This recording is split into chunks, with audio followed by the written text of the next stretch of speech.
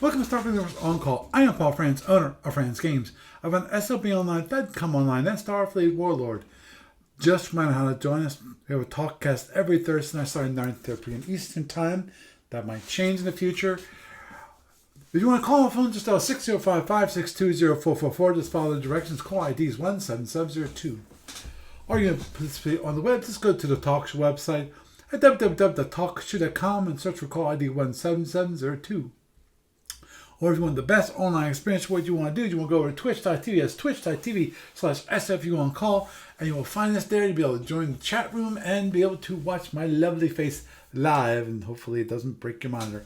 But if you need to contact me for any reason, my email address is sfuoncall@gmail.com. It's sfuoncall@gmail.com. Also, you will follow me on the Twitters.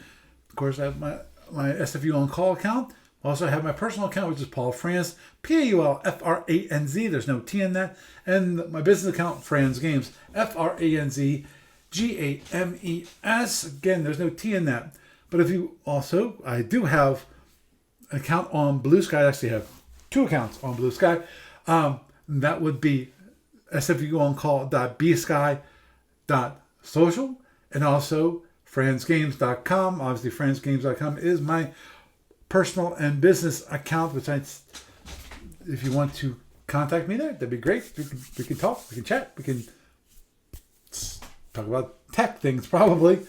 Moving on forward, comes news from ADB. Number one, Steve Petrick will not be the tournament marshal moving forward. He can do some work, but he's definitely not going to be up for being the tournament marshal anymore because of his just having medical issues. Also from ADB this week, they're selling some of the old counter sheets. So if you want them, go to their store at starfleetstore.com and you will find them there. The sheets that they're selling they have the counter sheet K from the combined operations. There's for your F&E people for $1.75. They have the old counter sheet, the old one, from module R6 for only $3.95.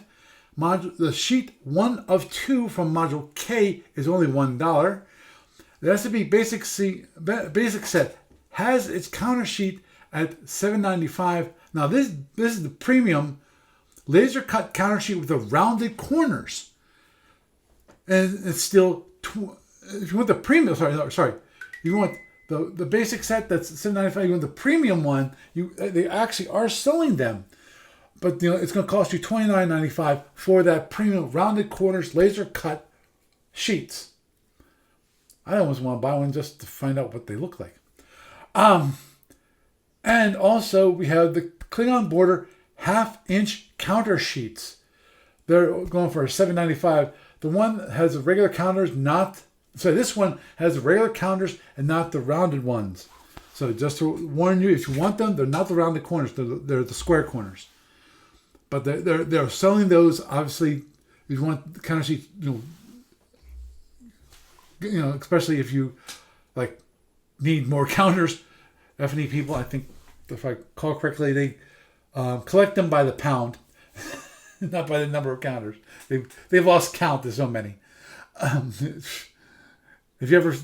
thought SFB was bad. F&E, that's incredible. The number of counters you can get there. Now, found an online store this week.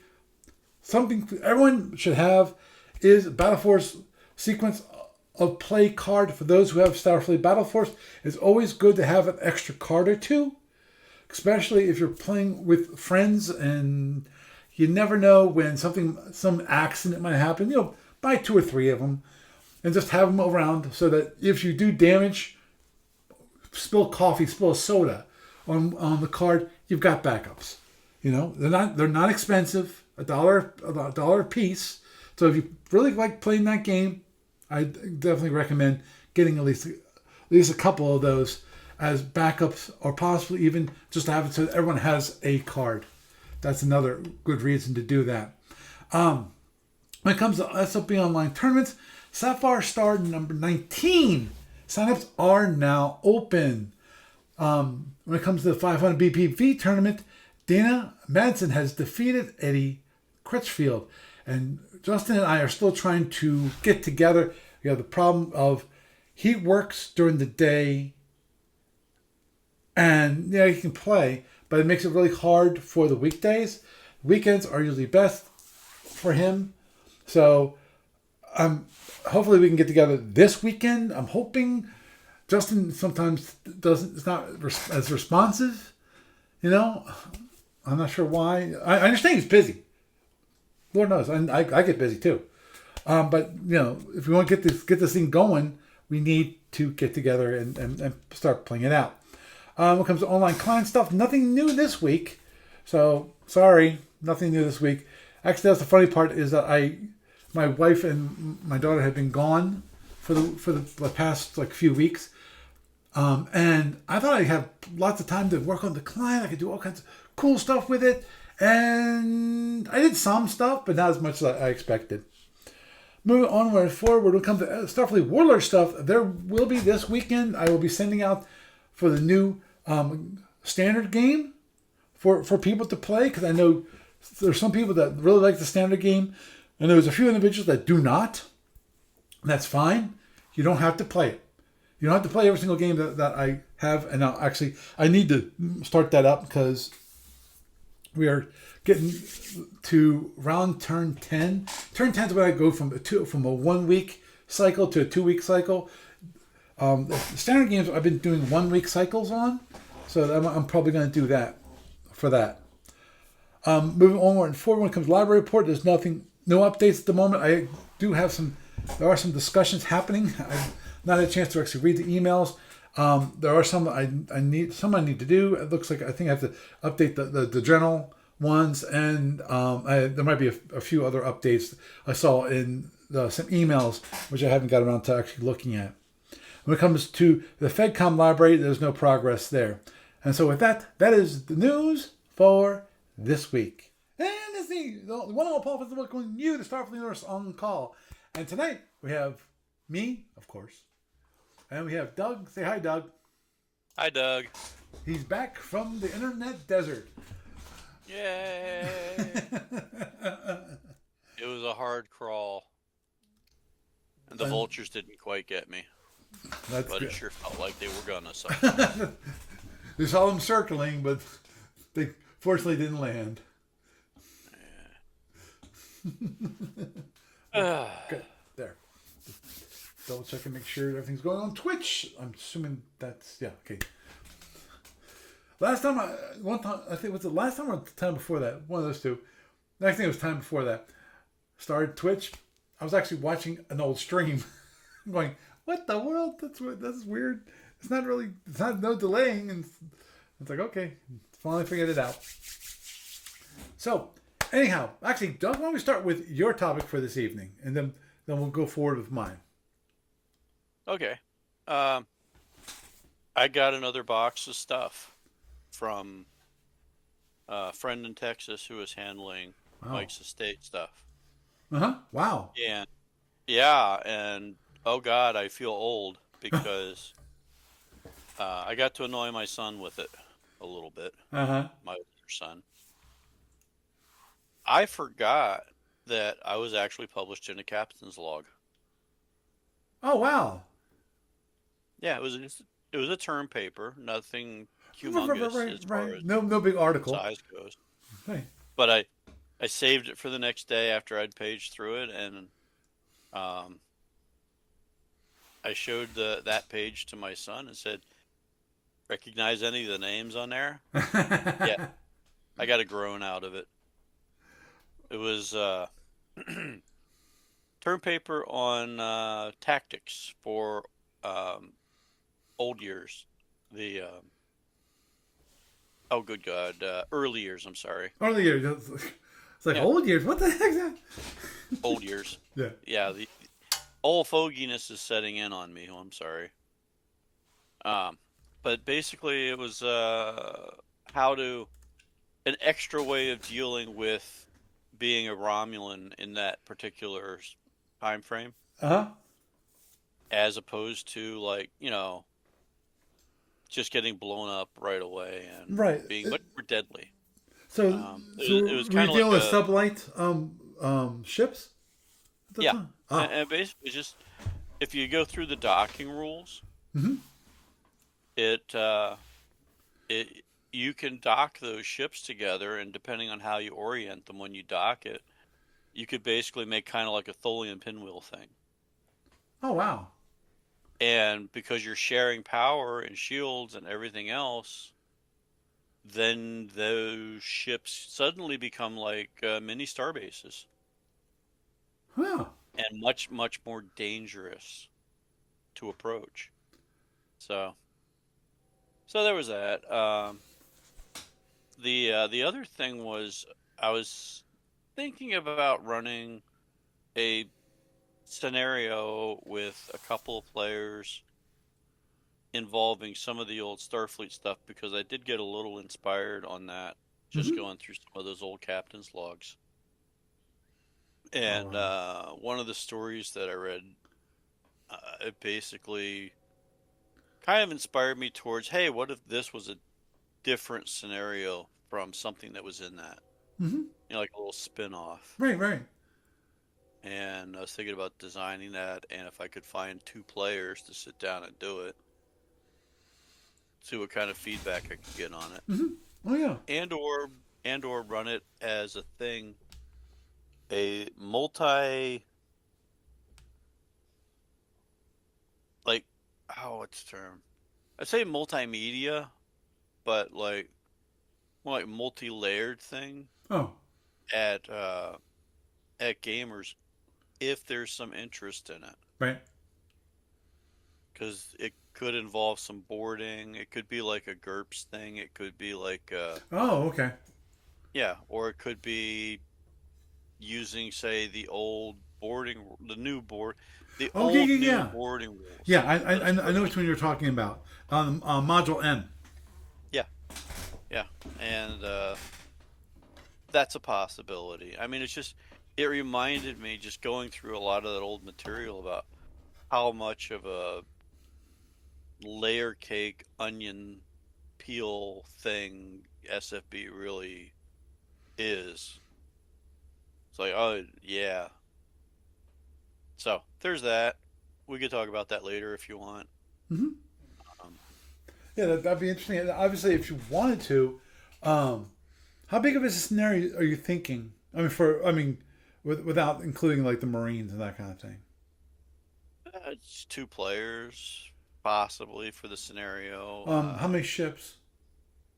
Probably two, maybe three or four tops. Okay. Not a lot. And it would be mostly small ships, which is Oh, also understood. part of the boarding thing and or the GURPS side of it. Well, obviously, one thing that could be done is playing it online. You know, maybe get a couple of volunteers to play it online and test it out that way. Yeah. Well, for a SFB type scenario, yes. Mm-hmm. For the potential role playing side of it, Right, I right. don't know. No. Yeah, I yeah. think that's more of a might be nice to have a small group Yes. or two people playing like something like snapshot rules, or going to the Starfleet Marines rules Mm-hmm. because of the nature of it. And part of the thought was uh, the one that caught my attention was the Return of the Hood. Hmm. That story in particular. There was a small section where they make a comment where the little frigate Hmm. that's the adversary in the story Right. comes across a wreck of like a Fed light cruiser or something, and they basically attach a. They're bored as heck out and stuff, but they're doing a patrol through um, somewhat conquered space, and they find this wreck, and it's not part of the action in the story, but it's kind of like a side note of things they're doing while they're bored, looking for something to do. And they put a transponder on it for a salvage team to come find later. Mm-hmm. And my thought was, what if both sides show up close to about the same time, and one side is coming in with like a large freighter with modules or small freighter with modules, Mm-hmm. and a team of people on it that are going to basically restart the engines and get the ship back, and the other team is coming in to either do the same thing for their side or salvage the ship. Right. So basically, So a just bunch of cut engineers. stuff off of it because it's a dead ship Right. basically. And oh, apparently I have a peanut gallery tonight. Hi. Yeah. So, any rate, Kids or yeah, kitty? one of them snuck up behind me. Ah. It's like, but yeah, they do that. Jeez, think you'd get used to it after a while. But that's kind of the thought, and it's like there could be reinforcements involved Mm-hmm. because each salvage team thinks they're going to be the one that gets there and does it by themselves, Right. but their adversarial role-playing aspect of it could be teams in opposition. Mm-hmm. If we use like the traveler snapshot kind of rules and adopted the weaponry into SF Universe, or we could do Starfleet Marines, Mm-hmm. or we could do a version of like GURPS Light, because it, depending on how the scenario is set up, it could be very wargamey and it could be very role playing. Right. Right. So yeah, definitely agree. Either way, you could go either way. So yeah, and that part might not lend itself as well to online play. Agreed. I totally agree there. So, but what I was thinking of is it could be set up as a uh, scenario for presentation and I could get somebody to run it at Gamers of Summer, Mm-hmm. or it could be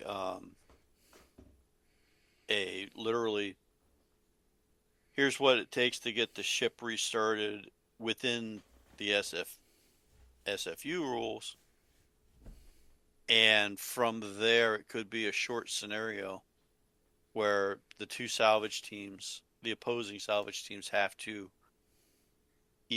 get their thing done before reinforcements show up for both sides and the salvage ships need to be gone. So there's that. Mm-hmm. So that was just my random extra thing. Yeah. Also, I do have some posters to take with you, and a page or two if you want to take them, of small itty bitty handout size ones Oh, okay. for gamers. Okay. Yeah. You want to take it to your game shop. Mm-hmm. Yeah. Oh, yeah. The one that's right down the block. Yeah. Dun, dun, Yeah. come on. I also understand if you don't want to come down At the weekend moment, when you have your son, because I don't want to suck your time away. yeah. Well, yeah. That was last weekend. Oh, Hey, okay. Doug. Hey. Hey. Hi. Hey, Doug, could you please plug that Gamers of Summer thing that you were just mentioning? Yes, I can. Gamers of Summer is we'll be at the Red Lion Hotel in Harrisburg, Pennsylvania. 17111 is the zip code. It's part of a chain. It's a very nice venue. Labor Day weekend, Saturday, Sunday, and Monday, August 30th, 31st, and the 1st of September this year. Since Labor Day is pretty much always the first Monday. Right. So it's in Harrisburg. And PA. Paul will be giving me a schedule of Starfleet Universe stuff that he will have with him when he's there. Mm-hmm. we're not sure how many other SFB type players will show up. Sometimes Barry comes out when he can make it. And then, every once in a great while we'll get somebody randomly over the years. But just the turnout for that has not been there as far as like people coming in to do scenarios Yeah, go. but hey, I'll be there. Yeah. I'll be playing Starfleet Battles, Federation Commanders, Starfleet Marines, which I still need to play a little more. I've only played it like 3 times. And one of those times was a solo scenario. Actually, I think, yeah, at least. Actually, no. One time it was a solo scenario, and actually another time it was actually against somebody. Yeah. The hours for the event are 9 a.m. Saturday and Sunday until about midnight-ish both days, and then 10 a.m. till 10 or 11-ish on Monday. Usually we close early on Monday because it's a big travel day. And the great part about it also is that they'll lock up the doors at night. So if you have like a large fleet battle, you can leave stuff set up and stuff in there if you don't want to drag it in and out. Yep. And it's a full service hotel. They have a restaurant. They have a bar. There's plenty of places to eat nearby. Mm-hmm. Should we somehow need a second or third or fourth meeting room, they have them. There's one right across the hall that's almost the same size. Yep. And a couple more that are short walks away. Mm-hmm. So they've told us that, if we had a sudden influx, yes, they can accommodate. So, but it's one of the nicer venues we've had over the years. Yep. The only downside to it is that we don't know how far into the future it will last, because the owners of the company were looking to sell the building itself. However, they are continuing in operations, and we are contracted for, I believe, yes, we are contracted for President's Day of 2026. So we got next winter as well there. Yeah, which that's gonna be a tough one. Yeah, well, is Valentine's Day. Yes, but you know what? I think that's a fading thing, especially when you're talking about like graying gamers and young gamers that are couples. And because to me, and this is just my personal opinion, I know it's not everybody's, and I know there are probably people out there that would skewer me for what I'm about to say, but Valentine's Day is basically, to me, it's kind of a worthless holiday. It was literally, if you know the history of it, it was created to sell greeting cards, for God's sake. Well, no, that was Mother's Day, I'm sorry, but it's an artificial holiday that was created to sell stuff.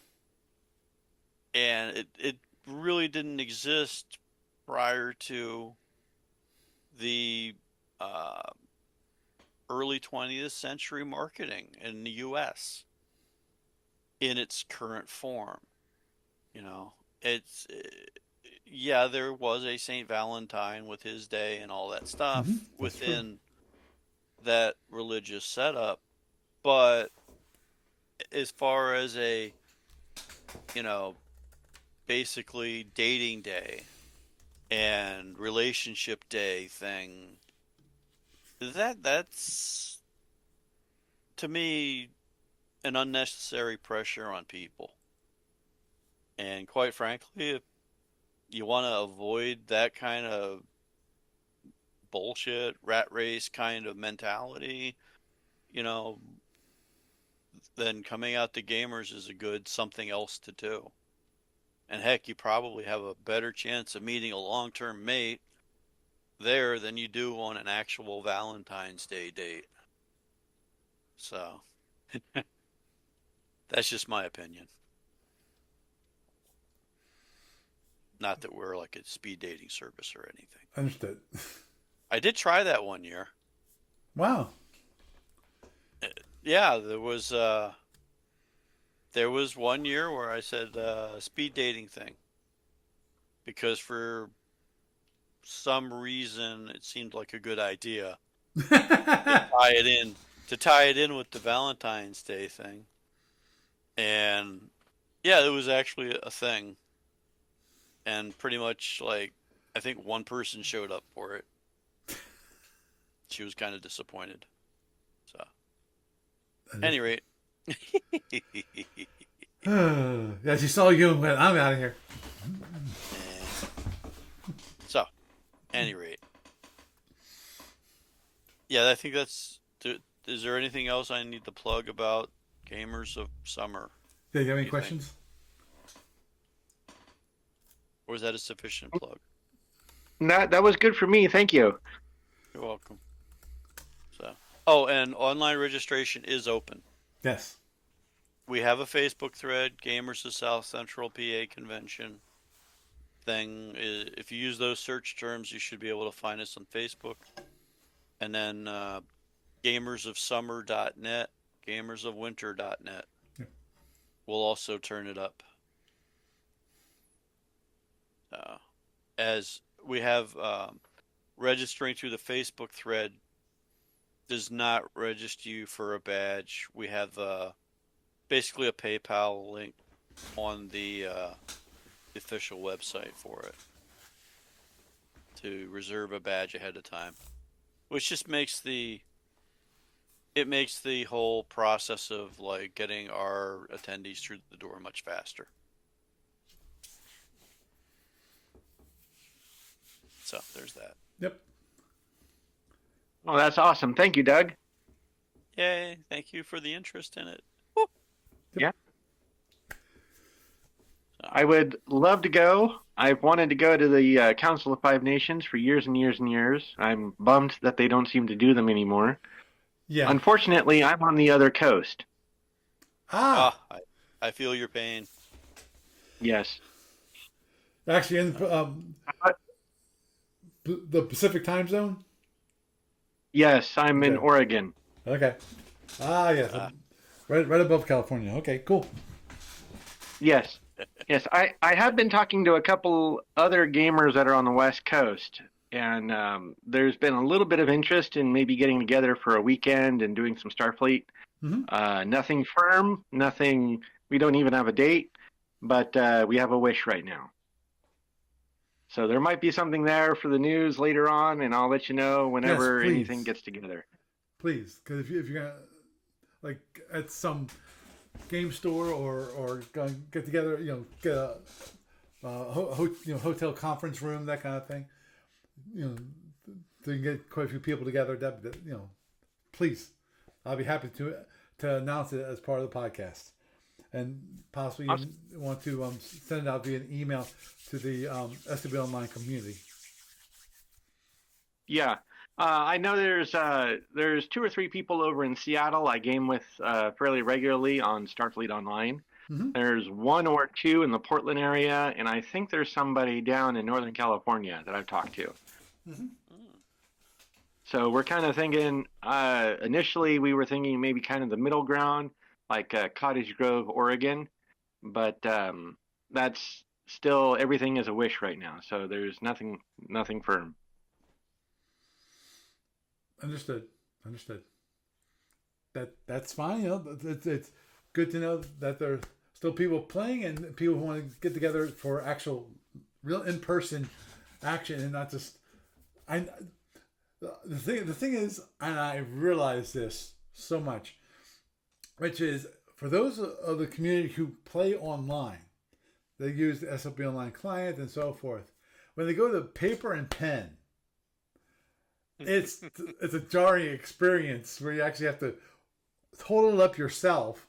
The computer doesn't do it for you. You actually have to roll the dice. Which actually, I'm sorry, that part of it, like rolling the dice, that kind of textual element I think is awesome. Myself, when it comes to energy allocation, yeah, that's one of those things. Okay, it's be nice to have a nice little automated tool to use it, and but it. Hey, is your Twitch stream showing feedback for you? I mean feedback. You mean chat room? No, the video feed. This thing, for me, it looks fine. Okay. I'm gonna reload then, I guess. Okay, yeah, because I'm viewing it on my iPad now, and it looks fine on my iPad.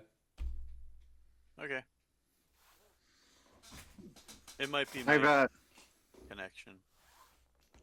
What is it? Sorry, one of my cats. My big. I'll find out. I'll find out when you post it to YouTube. Recently, I've binged all of your YouTube videos. Sorry. The back. Yeah, there's only about 8 of them, I think, right now. Ah, there we go. You mean 8 of them that you haven't watched? No, I think I've only found 8 of them in your list. Oh, yeah. I have a short list when it comes to SFB Online itself. Yeah. Okay, that's what I was probably seeing. Yeah. I actually, if you go to SFU on Call, do YouTube / SFU on Call, you should be able to find my YouTube channel doing that. And if you look for all my videos, all my videos are there. All right. Okay, cool. Now I'm just saying, sorry, just that I got a little. Ouch! Can you stop doing that? Cat was putting his claws into my leg. Ow. Yeah. I'm not a scratching post.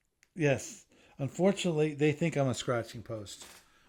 And the real worst part is that the kitten we got last year, she learned from these 2 knuckleheads that, you can use his leg as a scratching post. And it's like, no. It's not a scratching post. Double check your Twitch, because I'm looking at it and I'm just getting a black screen with a question mark on it.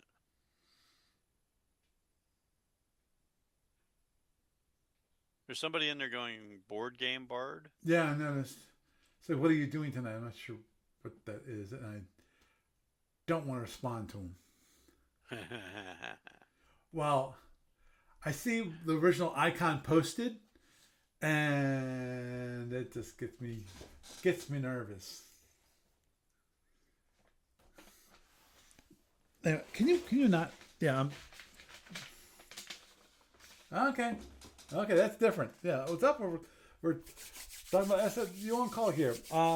We're actually going down the rabbit hole of people playing on real life, which is fine with me. But moving on to the topic, I had planned at least one of the topics. I probably won't get to the second topic, which actually will be the third topic, or maybe even fourth. If you consider talking about gamers of summer, a topic, kind of is, kind of isn't. It's more of a helpful announcement, the community announcement, and that is one thing that I found out when I raised my hand and said, "Oh, Steve, I'll be the judge," is that I'm not the only one. What? I'm not the only. I thought I was special. I thought I was the only person that should ever be a judge. I'm not sure. But anyhow, and then one topic that kind of came to my mind today, which was, what is it necessary to actually be a judge?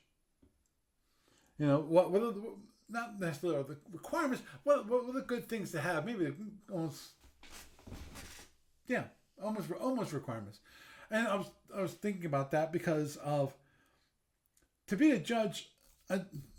For some of you know that who've listened to me a long enough time, but back in the day, before ADD stopped going to Origins, I actually was a volunteer judge, and actually from I don't want to say this, but I feel like it. That I kind of was second in command. First there was Steve Petrick. He's the head judge. He's top judge. And then I was kind of second in command. At least I was there. I helped him a lot. I was there like for the whole tournament and all the days. And I'd spend as much time there as possible. And like, yeah, I get my time off to go to like the dealer room and things like that. But I kind of was number two. At least that's why I saw myself as number two. I could be wrong. But I was definitely one of those people that would be a judge every single year. Like me, oh geez, I forgot his name now. It's awful. I can picture him, but I can't remember his name. Jeez. Was he tall with glasses? Well, Nick Blank was one of them. And Anything to Burnside? No, not Burnside. Burnside never did. Never did? No. Oh, okay. Don't get me started on Burnside. Don't get me started on that guy. Oh, was he a heavyset fellow with glasses? Bald guy. Black hair? He had no hair. Yeah, well, he had hair on the side, but it was bald on top. Okay. I forgot. He used to play Starfleet Warlord. They stopped doing that a while ago. But anyhow, yeah, I have a mental picture now. Thanks. You're welcome. But anyway, we were all judges, and actually we were official judges. We actually had little cards, that we were official judges for ADB, which was great because actually that was back in the day in Origins when they would give vouchers to some to the vendors when it comes to their volunteers that they had, so that they could get like free food. Using the vouchers at the court, at the food court. At least it reduced price. Food, which was fine. That helped out a great deal, because when you're paying for the hotel room by yourself, or even if you're sharing with a person, it's still it costs quite a bit of money to be out at the convention for like 4 days, possibly 5, depending upon when you got there. But anyhow, obviously one of the things that as a judge you need to be is obviously patience. The toughest part about being a judge in my mind is dealing with conflicts. That is when it comes to conflicts between different players. That usually is the most difficult part in my mind of doing the job. That, and also, as if it wasn't obvious, which is adjudications.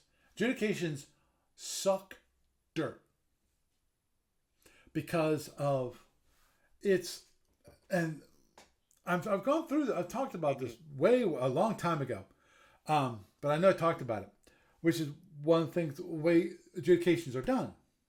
Adjudications are done very, very, very carefully. And that is, when we would, as our set of judges, we have a triumvirate. We have three judges who would do an adjudication. So it wasn't to a single person. And we would have we say, okay, what is, the obvious part stuff, okay, we check the EA, okay. And then what we would do is, okay, we asked them, okay, make sure the EA was fine. After the EA was fine, and they answered any questions we had about their EAs, if there was like, they use a certain annotations that are non-standard, things like that, so we could make sure that, that they weren't cheating, that the EAs were fine, and we can go check that box, because if there was any errors, then we got a problem. And the question is, for those problems, how do you solve it? In some cases, that is one thing that happens as part of a game, which is somebody goofs.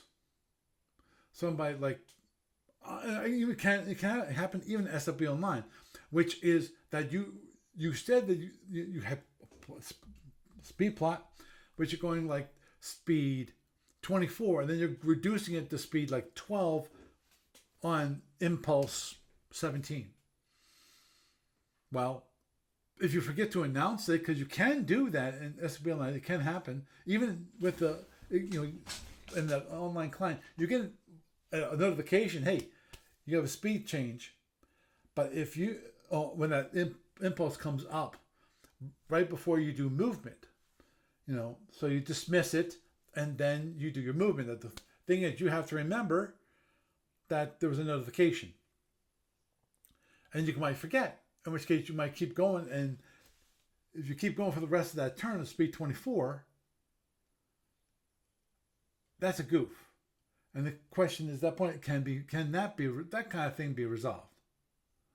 In that case, it might not be. That's not. In that case, that's not resolvable, most probably, because normally you might do something like that. Okay, well, they didn't announce the reduction. That means your batteries are drained, because that's a quick way of resolving it. Possibly is that you had to use your batteries to maintain speed. So even though you had planned to announce it, but of course there comes problems that if you use your batteries for reinforcement or firing weapons or something like that, then we have problems. But anyhow, after we check the EA, okay, good, boom. Next is, of course, we go, okay, we see your position, we see your ship, we see the other person's ship. What is your plan to win this game? So, and they have to tell us what they plan on doing. We can't prompt them in any way, shape, or form. We can't ask them, well, what if the opponent does this? What if the opponent does this? They have to make sure that they thought about that before they tell us. We don't query them and basically give them ideas of what if the opponent does this or does this. We can't give them ideas. They have to tell us what they plan on doing, and then given the two plans, we have to say, okay, did this person, see which one we think would be victorious, and given in some cases, okay, if this person didn't even think about, hey, this person might stop, something simple, then because in some cases, that'd be stupid. Other cases, I not mentioning it really is okay. But in some cases, there's a possibility the person might stop dead because that'd be the smart, tactically advantageous thing to do. In which case, if the opponent had not thought about that, then we got a problem, because that means they didn't think about it. In which case, we can assume that they'd be surprised by that and not plan for that kind of action. Therefore, we have to say, okay, if they hadn't planned for that action, and this person does that, they're gonna be surprised. And how do we think that they will react? And that's why, as part of a judge, you need to be playing the game.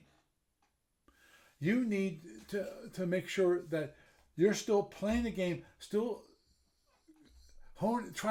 learning tactics, at the very least using tactics in play, and remember how the game flows, how the game works when it comes to tactically speaking. I'm not talking about the rules. I'm talking about tactically speaking.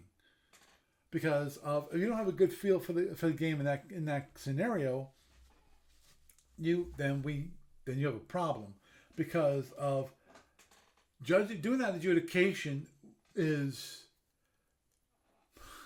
probably false, and as many people know, being a judge in adjudication sucks, because of we have the issue that we give an adjudication. We will not tell them how we came up with that determination, because we can't. We can't say, well, this person gave this plan, and you gave this plan. If the two players want to talk about it later, they're free to do so. But obviously, in a normal adjudication, you have one person. You say, okay, you go over there. We got to talk to this guy, and then we're done with talking with the one guy. Then we say, okay, now you come back over here. You go over there.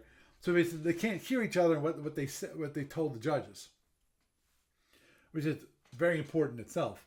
But yeah, there's been more than one time people have been upset with the judges because they think the judges got it wrong. But at the same time, they're looking at it from what they know about the situation, what they might do, not what those two other players have told us about what they're going to do. So, which obviously one of the most difficult parts about it. Now, when it comes to online, it's even worse. Unfortunately, we don't have three people. We don't have a triumvirate. We don't have a 3-person committee which can discuss what they think that and other people, because of the one person might have the wrong impression, and then the other two will correct them. And we can have that. You can have that discussion with the other judges about what they think will happen, and because sometimes it's obvious who's going to win or it's going to come out to be. And then after when it comes to adjudication, when it comes to end of the tournament, that kind of thing, that's end of the game thing, that's true.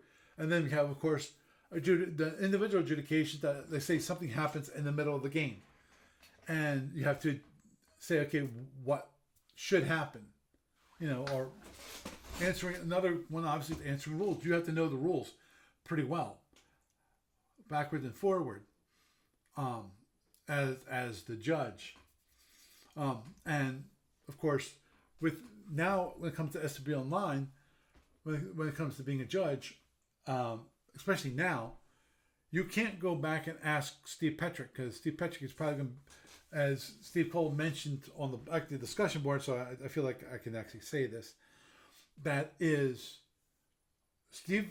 any work that Steve Petrick can do to help the company, that should be his focus, and his focus should not be on answering rules at this point. He didn't say answering rules, but he definitely couldn't be the judge anymore.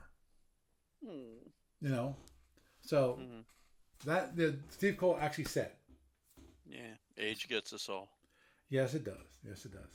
So, given that fact, I would try to use Steve Petrick as the official rules lawyer.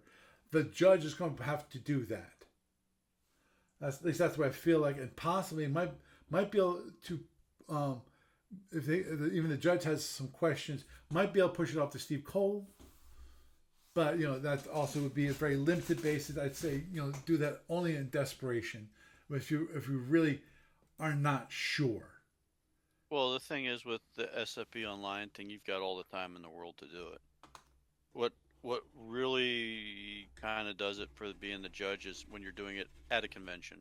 Right. Well, no, in that live environment. Oh, understood. But still, even with online, we have deadlines. Yeah. You're usually given for the first round. I think they're given 3 weeks, and then every successive round is only 2 weeks. Right, but your deadlines are in weeks, but at a convention, right, you're working on hours or minutes. Oh, agreed. When it comes to the number of turns that can be played online versus the number of turns played at a real in-person tournament, yes, there's a big difference there. Yeah, because like at Origins, when they used to run that, the Gold Hat and the patrol tournament there, they had, if you hit the limit on time, you got adjudicated. Right. If you hit a point where neither player could hurt each other, you got adjudicated basically. So. Oh yeah. Oh yeah. I went through that once. I don't know if you remember it or not, if we were commuting at the time. Yes, we were. Oh, you remember it? Yes, I do. Just to save me the memory thing at 2:00 in the morning, do you remember if I won that adjudication or lost? I don't remember. That's the one thing I don't remember. I remember you were adjudicated. That was the one thing. And I was not. I don't think I was part of that adjudication. No, you weren't. Yeah. I'm not even sure if I was. Not if we were riding together. Right. But if it was before we rode together, maybe. Yeah, true. I have to bow out of said things because I know this guy. So yeah, we don't. I don't want to hear it on the way home or have people bitch about it. Yeah. Right. Well, no. The thing is, in that case, again, it's one of those judgment things when it comes to being a judge. You have to make sure that you're above the fray.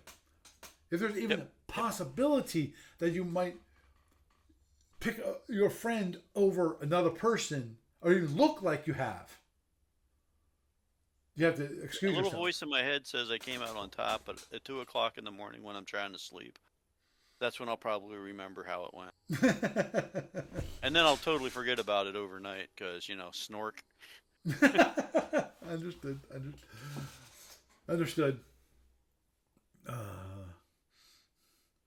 I hate when I wake up in the middle of the night and start thinking. It's like, no. Shut down, turn off. You can't start thinking about things in the middle of the night because you'll never get back to sleep.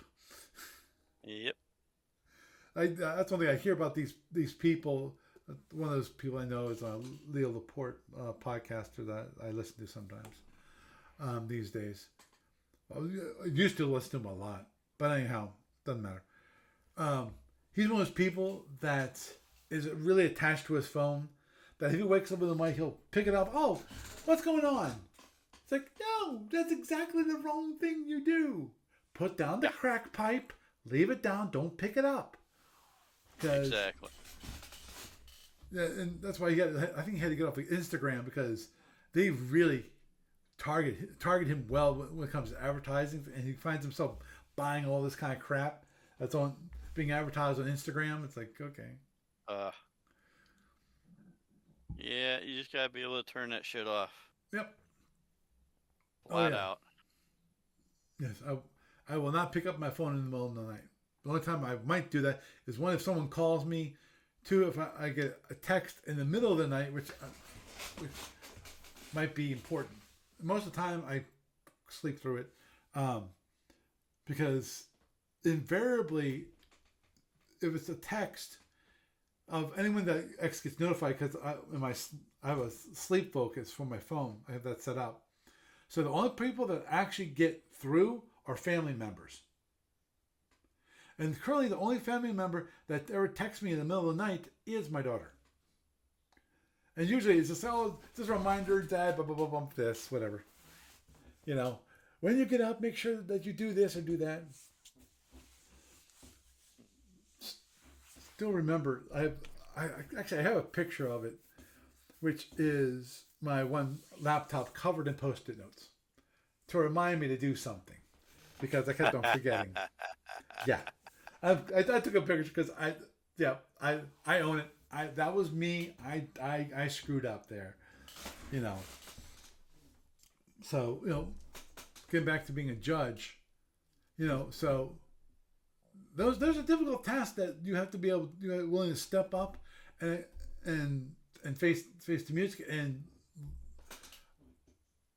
with online, as I said, I think the biggest challenge will be when it comes to the online tournaments is going to be with those adjudications is making a fair judgment and making the right judgment, because unlike at Origins where I we usually, even if it was a rules question, we got them. We got first Steve Petrick and then Steve Cole. So if you wanted the answer, we had the gods of SFB rules, so they could easily tell us what is the interpretation. I still remember. The whole when it comes to midturn speed, unplotted midturn speed changes. Oh, I still remember that. Oh, that was interesting. That it took a while for people to finally realize it's actually simpler than we've been making it out to be. And Steve Cole finally realized everyone was goofing up because he understood it, but he did not communicate it well. Though, hey, it's a mistake that I'm sure every game designer has done. Steve Cole is good. He's good as a game designer, and he understands the issue, which is why the SFB rules became so thick. Is because, and I've mentioned this before, which is back in the old days. Before Mike Kane, that you have all these individual groups come to a convention, all with different understandings of the rules, and that's why Steve Cole had to sit down and write the interactions for the different rules, and that's why the number of rules got pretty thick. Most of the time, you don't need to know all of those rules. You don't have to memorize the interaction between every single system. That's why you have the rule book, so you can go back and you actually can check the rules about the interaction of the systems. And these are usually the ones that you rarely run into,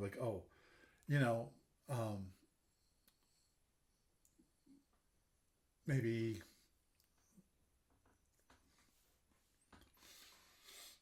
a wild weasel and that's going in a minefield. So does it being a wild weasel, does it having an additional effect because of ECM that is produced? Now, how does it affect going through a minefield? Is it just purely the speed of the wild weasel? That's when you have to go look up the rules, because that's one of the situations it could be nothing, but of course, or it could be, does it act as if it were the ship? Right. Exactly. And then go boom. Is it considered size class of the ship, or is it considered just the size class of the shuttle? Things like rules like that. That you actually have to look up. Yeah. First there was the errata. Then there was the errata to the errata. Then there was the Book of Errata. And then there was Commander's Edition. After more errata. Oh, yeah. Still remember when Origin's coming out after Commander's Edition and saying, yep, there's no more errata because we put it all together in this new edition, and here's by the way, here's a page of errata. Yeah. And then we had the Captain's Edition. Which was not going to have any errata. Wait. Yeah. Okay. About a month later, here's your first page of errata. Yeah. Yeah. Yep. Mission creep. Yeah, no, I'm thinking about what they did in Andromeda in Captain's Edition, but I digress. You know what I'm talking about. So, they nerfed them. Wait a second. As a non-Andromeda player, let me just think about this. Yeah. Well, you got to admit, before that, you basically had to triple the BPV to have a chance. Yeah. So true. I still wish they very not with it on the BPV part. I still wish when it comes to the Captain's Edition, they would have modified the Fed ships in that, because anyone who's read Module P6, which is a playtesting module, one of the things that they mentioned is that the original idea was actually to have, you have everyone had 4 photons, but depending upon your size class, your ship, you had like either regular photons or had mini photons, but they never did that. So I really wish they would have done that for the Captain's Edition when it comes to the Federation.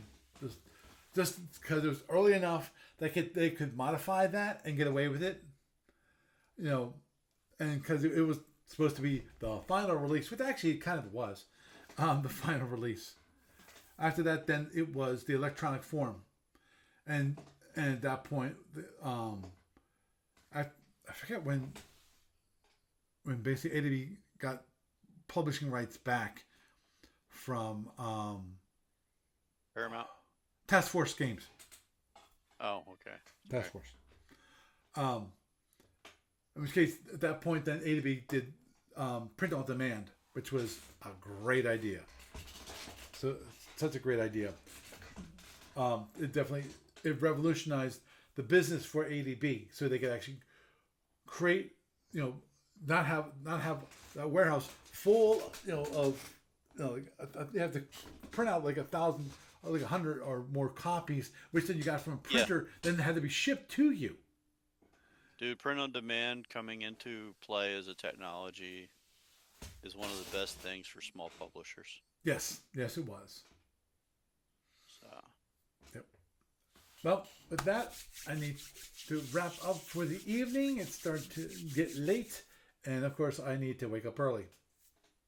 So, Doug, it has been a pleasure having you around. Thanks. I'll be here for a couple minutes. I got something I want to ask you when you're done with this. Okay, will do. Okay. Have a good night. Mm-hmm. Thanks for. Okay. So, had a little discussion there about a neat idea when it comes to an SFB scenario based off of that, which definitely sounds interesting. And I don't think I forgot to ask Doug, which was just, and Doug, I got you muted, so you can't answer. Which was if the wreck is on a planet, you can definitely that can be definitely a neat Starfleet Marine scenario if that's where it was located. I think that'd be kind of cool. Obviously, in that scenario, what you also might want to do is actually create an actual outline of a ship for how, and then have it so that the Marines can go inside the ship and so forth. Which I think that'd be kind of cool. When it comes to tactically speaking, that's one thing I was thinking about that you have to think about, which was basically that how large is the ship and how large are those hexes, that kind of thing. But anyhow, we got to discuss a little bit about judging and what I think anyone who wants to be a judge will have to consider and they're part of a judge, and of course have to be kept in mind when choosing who to be the judge. So anyway, with that, I am Paul Franz, and I bid you a good night.